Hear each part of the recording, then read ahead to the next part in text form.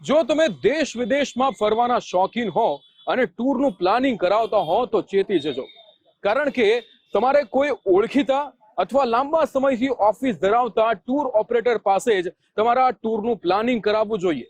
જો આવું નહીં કરો તો તમારી મહેનતની કમાણી એક જ ઝાટકે સ્વાહા થઈ શકે છે.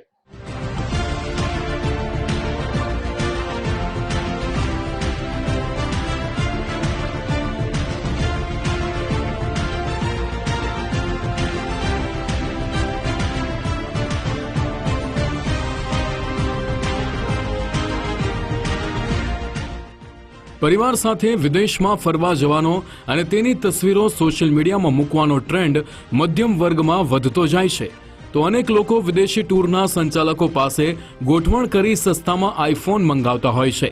મહેનતની કમાણીના રૂપિયા ફરવા પાછળ ખર્ચતા લોકોના ખિસ્સા ખંખેરવા લેભાગુ તત્વોની ટોળકી સક્રિય થઈ છે.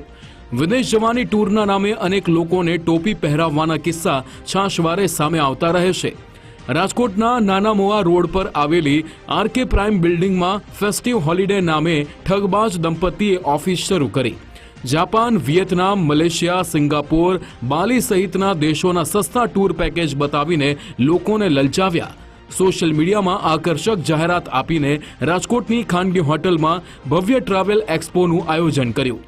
વિદેશી ટૂરના પેકેજ પર મોટી રકમનું ડિસ્કાઉન્ટ મળતું હોવાથી ફરિયાદી ભરત વાઢેરે પણ આકર્ષાઈને એક ટૂર નક્કી કરી. આ ઠગ દંપતીએ એડવાન્સ રૂપિયા લીધા બાદ બોગસ ફ્લાઇટની ટિકિટો પધરાવી દીધી. ટૂરની તારીખ નજીક આવતા ફરિયાદીએ પૂછપરછ કરી તે ઈરાન અમેરિકા યુદ્ધનું બહાનું બતાવીને ફ્લાઇટ કેન્સલ થઈ હોવાની જાણકારી આપી. જે બાદ ફરિયાદી ભરત વાઢેર એડવાન્સ આપેલા રૂપિયા પરત માંગતા ક્રેડિટ નોટ આપી હતી. રિફંડ મેળવવા માટે ફરિયાદી ફેસ્ટિવ હોલિડેની ઓફિસે પહોંચતા તાળા મારેલા જોવા મળ્યા. ત્યારે વિદેશી ટૂરના નામે અભિનવ પટેલ અને ધારા પટેલે સંખ્યાબંધ લોકો સાથે છેતરપિંડી આચરી હોવાનું ફરિયાદીના ધ્યાનમાં આવ્યું. અંદાજે 8 લોકો સાથે 50 લાખ રૂપિયાની ટોપી પહેરાવી હોવા અંગે માલવિયાનગર પોલીસ સ્ટેશને ફરિયાદ નોંધાવવામાં આવી. ત્યારે આ ઠગ દંપતી અભિનવ પટેલ અને ધારા પટેલને ઝડપી પાડવા પોલીસે તપાસ હાથ ધરી છે. અભિનવ પટેલ આવ્યો હશે એટલે ધારા પટેલે અમને ફોન કરી અને સિંહજીમાં બોલાવેલા અને તેની સાથે બેઠી અને અમે ડીલ નક્કી કરી. 3 જણા માટે 8 નાઇટ અને 9 દિવસ એ અમારે 370 ફાઇનલ થયું. ત્યાં ટોકન પેટે મેં 35,000 આપેલા. બાકીના જે પેમેન્ટ હતું એ તમામ ઓફિસે આવી અને જમા કરાવેલું. અને અમારી જે ડેટ હતી 5/5ની હતી, બરોબર, 5/5/2026ની હતી. તો ઇલેક્શનને કારણે અમે તેને રિક્વેસ્ટ કરી કે અમારે 2 જણાને ભાઈ ઇલેક્શન ડ્યુટી છે તો ચેન્જ કરી આપો તો સારું. એટલે 19/5 એમને ફાઇનલ કરી આપી. તો જ્યારે 12/5 આવી અઠવાડિયા પહેલાં એનો કોન્ટેક્ટ કર્યો કે ભાઈ તું મને વિઝા અને ટિકિટ તો મોકલ, તો એમને કોઈ વસ્તુ અમને કાંઈ મોકલી નહીં. એટલે અમને થોડો ડાઉટ ગયો. પછી અમે એને રૂબરૂ મળ્યા તો એમનું કહેવાનું એમ હતું કે વોરને કારણે ભાઈ ફ્લાઇટ બંધ છે. પણ અમને જે બ્રોચરમાં બતાવેલી ફ્લાઇટ જે હતી તે ખરેખર એ નંબરની ફ્લાઇટ હતી જ.